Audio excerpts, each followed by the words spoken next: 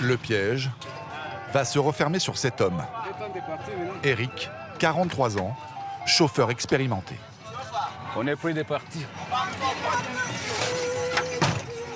Le réseau routier a commencé à se dégrader quand les Congolais ont repris leur indépendance aux Belges dans les années 60.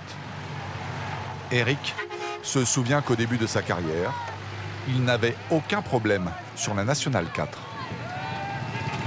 Auparavant, quand la route était bonne, il n'y avait pas de problème. Mais pour aujourd'hui, il n'y a pas d'entretien. Auparavant, on faisait ça pour des jours. Mais pour aujourd'hui, on fait ça pour au moins un mois. Comme il est impossible d'évaluer les temps de trajet, les sociétés de transport payent leurs chauffeurs au voyage. Un aller-retour rapporte à Eric 200 €. Le paix que je gagne, c'est pour nourrir ma famille, pour les scolariser. Et maintenant, vous voyez, c'est trop difficile pour moi. Son salaire, il le double facilement en prenant des passagers. Ce jour-là, il en a une vingtaine. Tous ont payé 10 $ pour aller à Kisangani. C'est inconfortable, mais le camion représente beaucoup d'avantages. On peut aussi voyager en minibus, mais c'est plus cher. Je préfère le camion car il est tout-terrain. Le camion est beaucoup plus puissant. Il passe dans les endroits très boueux. Alors que le minibus, lui, il reste bloqué. La seule alternative à la Nationale 4, c'est l'avion. Mais les billets coûtent 20 fois plus cher. Une fortune. 70% de la population vit avec moins de 1 € par jour. La volonté de Dieu s'accomplit toujours. S'il m'a créé pour que je sois pauvre, c'est sa volonté.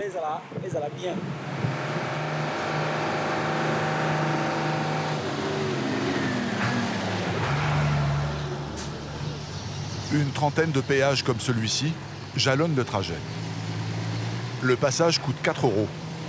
L'argent sert à entretenir la route, mais le plus souvent, il termine au fond de la poche des fonctionnaires. Le kilomètre 380 est le pâle reflet de ce racket. La route est un bourbier. Eric fait descendre les passagers. Trop dangereux. Les ornières secouent le camion dans tous les sens.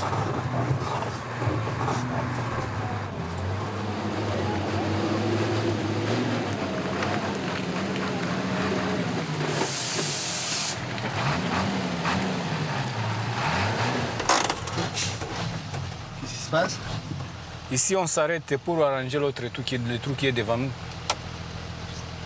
Il y a encore une voiture de boucher? Oui, il y a encore le bus, il est de là. Ce minibus est englué depuis près de 5 heures. Allez, creusez! Creusez! C'est le début du commencement ici. C'est-à-dire? C'est-à-dire ici, c'est les petits trous qui sont là. Il y a des vieux trous. Sur 300 km là-bas, là où un camion entre et on ne voit plus les camions. Ici, c'est les petits-enfants, les nouveau-nés. Personne ne veut passer la nuit ici. Tous les bras disponibles s'y mettent.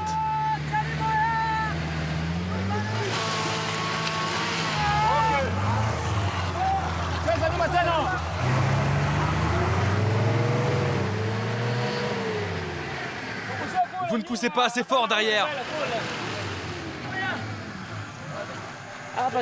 Ça ne passera jamais, les gars.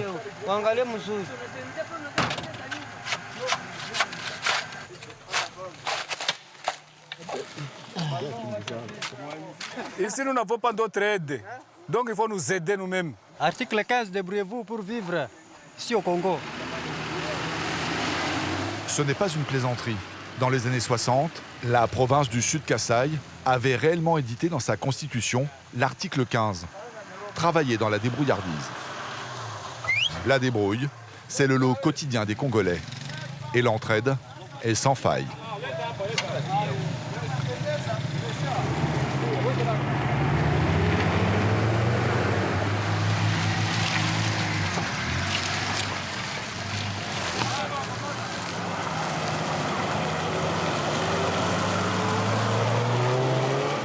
Par la volonté de Dieu, je vais passer. C'est au tour d'Éric de se lancer.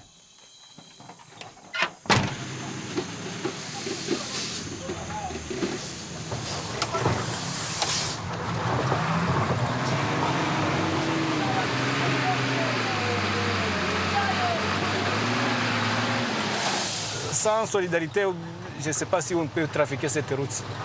En tout cas, ça, c'est la route de l'enfer.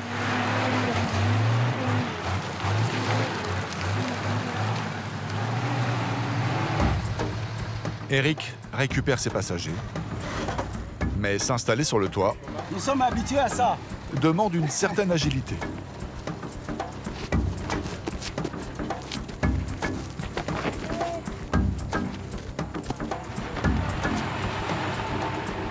La province du Kivu est ravagée par une guerre de 20 ans. Les rebelles tentent de mettre la main sur ses richesses minières, comme l'or. Certains profitent du chaos ambiant pour attaquer les voyageurs. Ils prennent en otage des chauffeurs ou des beaux chauffeurs ou bien des passagers. Il est obligé quelques montants pour les libérer. Vous n'avez pas peur? Si on a peur, on ne mange pas. Et si on ne mange pas, vous deviez bandit aussi.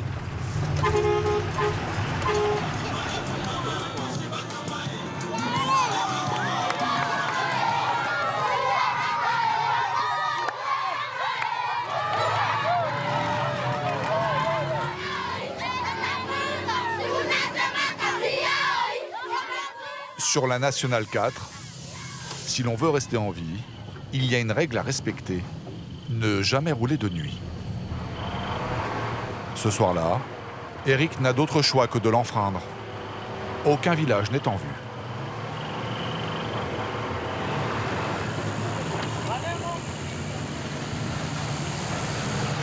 Vers minuit, il peut enfin couper le moteur.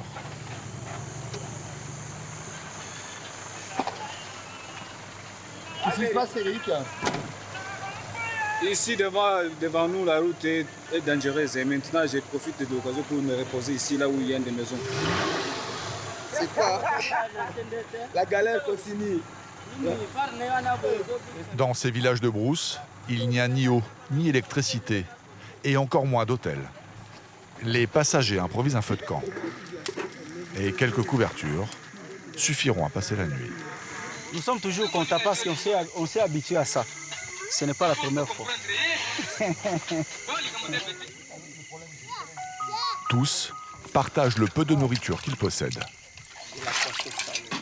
On ne mange qu'une fois par jour. Je ne tiens vraiment pas à manger ce soir. On est habitué à être affamé, donc ça ne sert à rien. Même si on ne mange pas, chez nous, nous sommes très, très bien. Christian est ingénieur, mais après une longue période de chômage, il s'est reconverti dans le commerce de bois entre le Congo et l'Ouganda. Donc, en tout cas, nous, vraiment, les commerçants, on est vraiment victimes de notre triste sort, vraiment. On m'a abandonné l'université pour faire exercer un petit commerce ici, mais la route ne nous permet pas. La route, c'est un ennemi, oui, oui. Là, je comprends. Une nuit de sommeil ne sera pas de trop. Demain, une terrible épreuve les attend.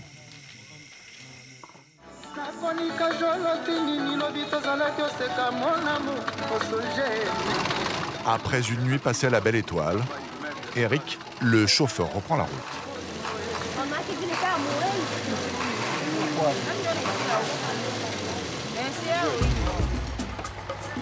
Il leur reste 400 km à faire pour rejoindre Kisangani.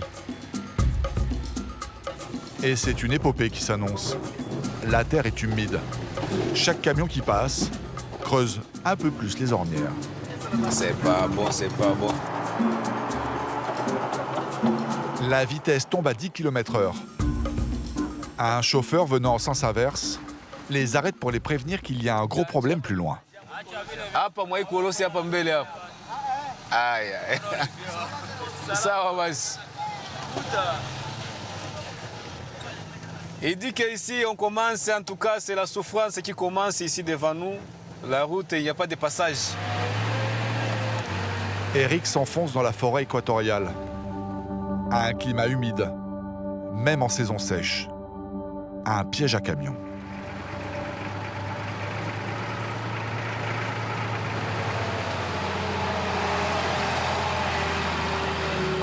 Un gigantesque bouchon paralyse la circulation.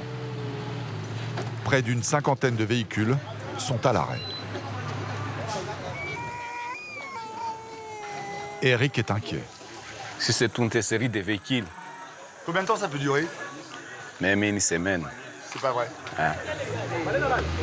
À l'origine du bouchon, ce 45 tonnes. Depuis 4 jours, la moitié de son train arrière est prisonnier de la boue. Tout a été tenté pour le sortir de là, mais rien n'y fait. Le chauffeur a dû se résigner à alléger son camion. Quand tu rencontres un trou là-bas, on est obligé de décharger. Et puis après le déchargement, il y a un camion qui vient, on essaie de tirer l'autre camion pour s'en sortir du trou. Chauffeurs et passagers viennent aider à porter des dizaines de sacs de riz de près de 100 kilos chacun.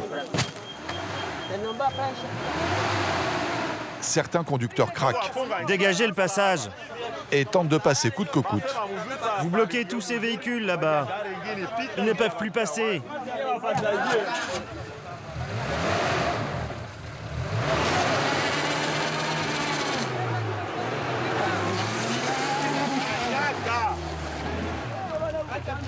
Plus léger, le 4x4 finit par passer.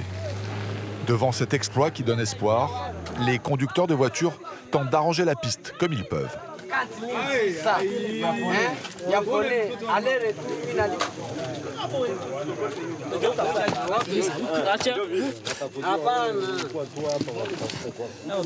Le chauffeur du camion Élysée est furieux. À Mombasa, on lui avait dit que la route était bonne. Les contrôleurs des travaux ont dit que cette route était goudronnée. Je l'ai même entendu à la radio.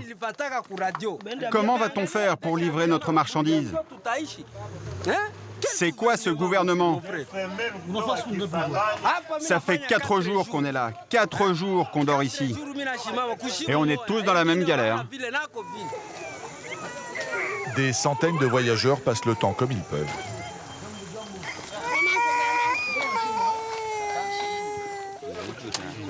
Chacun prend son mal en patience. Nous sommes là, on souffre, la femme mange pêle-mêle, elle passe la nuit vraiment, je ne sais pas, comme les singes dans les forêts. Mais avec ça, qu'est-ce que nous vivons? Où va le Congo maintenant? Nous voulons savoir juste ça, où va le Congo? On n'est pas libre. On est comme des prisonniers ici. Ce poids lourd venant en sens inverse ne va pas arranger les choses.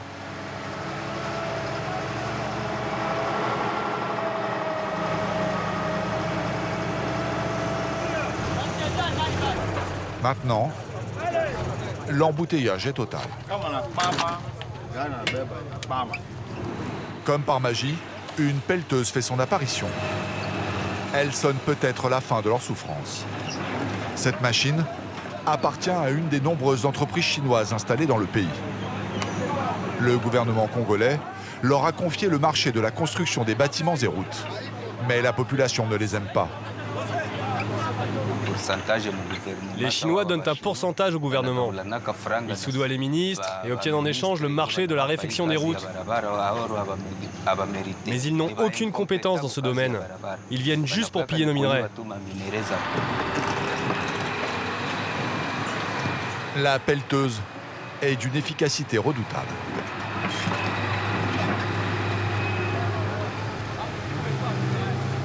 Une voiture passe à fond, au risque de percuter un piéton.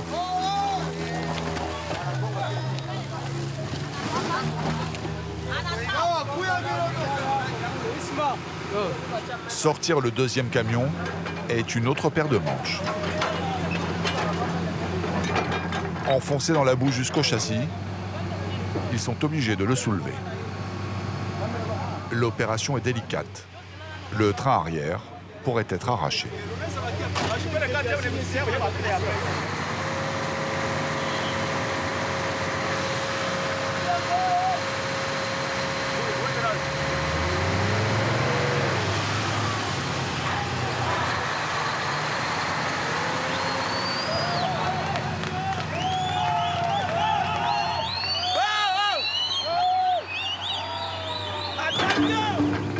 Une fois sortie d'affaire, la pelleteuse remet la route en état. Il y a même un bulldozer pour tasser la terre. Et les Congolais trouvent ça louche. Autant de moyens, c'est bizarre. Les premières voitures s'élancent, mais elles sont vite stoppées. Et là, tous comprennent. Personne n'a le droit de bouger, car la route a d'abord été refaite pour faciliter le passage d'un convoi. Il y a des véhicules militaires, des équipements militaires qui sont derrière. Et puis on attaque lorsqu'on est déjà passé, et puis on essaie de passer.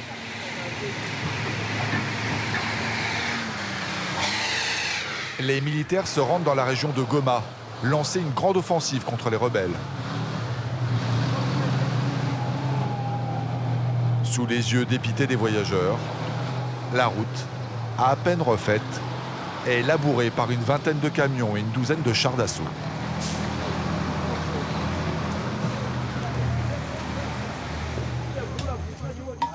Les ouvriers chinois sont repartis. Devant ce nouveau désastre, la colère monte.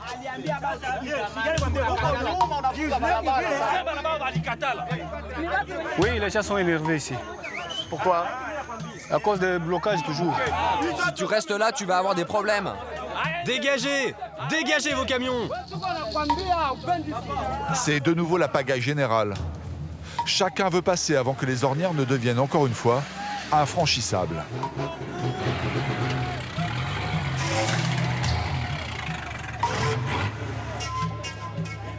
Ça fait combien de temps qu'on attend là depuis ce matin? Depuis au moins 7 heures. On était ici. On a fait combien de kilomètres depuis le village où on Depuis le matin à 7 heures, on vient de faire au moins 3 km. Allez, allez! Démarre au lieu de parler. Eric et ses passagers resteront bloqués 3 jours et 3 nuits. Mais leur calvaire ne s'arrêtera pas là. Ils mettront 3 semaines pour parcourir les 400 derniers kilomètres jusqu'à Kisangani.